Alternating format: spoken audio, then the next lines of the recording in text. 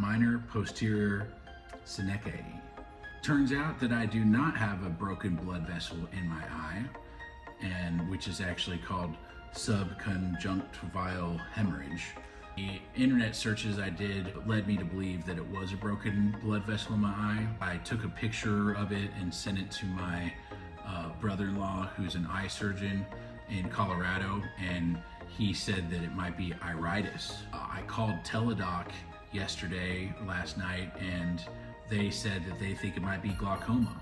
So of course I spent the morning and afternoon tracking down an eye specialist that could get me in today, knowing that I needed to act quickly because my brother-in-law told me that the iritis, or if it is indeed glaucoma, but the iritis specifically, could cause long-term damage. So I ended up going to the Fort Worth Eye Center off Sycamore School Road, and I saw an optometric glaucoma specialist based off what I heard from Teladoc. But it ends up being iritis with minor posterior Synechiae.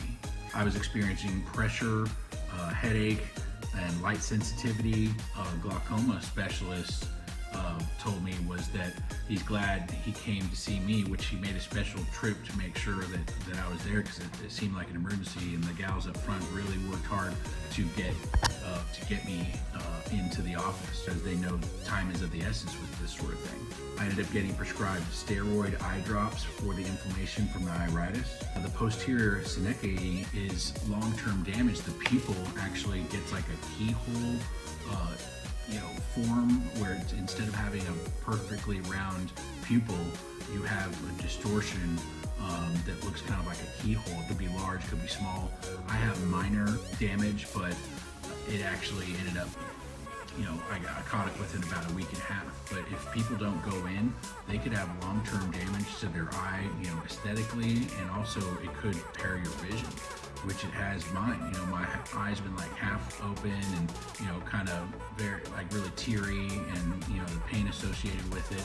But I did an eye exam, and, I could tell my vision was impacted. But the doc said that he's glad I didn't go to Care Now, because they might have thought it was an infection if they weren't an eye specialist, and they might have prescribed like an antibiotic. So I got Teladoc saying that it was probably glaucoma, which it wasn't. And then if I'd have gone to urgent care, a non-specialist, or maybe even possibly a PCP, primary care physician, I might have gotten misdiagnosed, and it could have perpetuated the damage. So yeah, it's not a broken blood vessel in my eye. It's not subconjunctival hemorrhage. The steroid eye drops that I was prescribed, what they do is actually dilate the pupils. It forces whatever is causing the inflammation to move out of the area that's affected. The whole time I was thinking about is, psilocybin or mushrooms would actually be great for something like that. Too bad in Texas, since we have draconian racist drug laws in 2023, we don't have access to that type of care. Texas conservatism is holding us back. It's given rise to anti-intellectualism. It's created a disdain for science and medicine.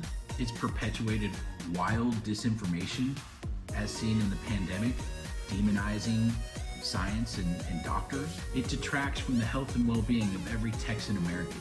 We must demand change.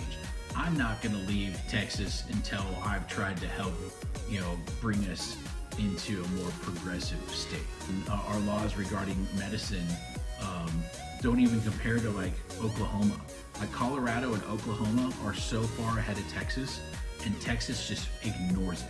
The science is there, we all know it, and they just don't want to do it. We have a bunch of old racist ass white men in power that just want to fucking keep it status quo. And status quo has its origins in racism, especially here in Texas. Nationally, drug laws were passed to keep specifically minorities under their thumb.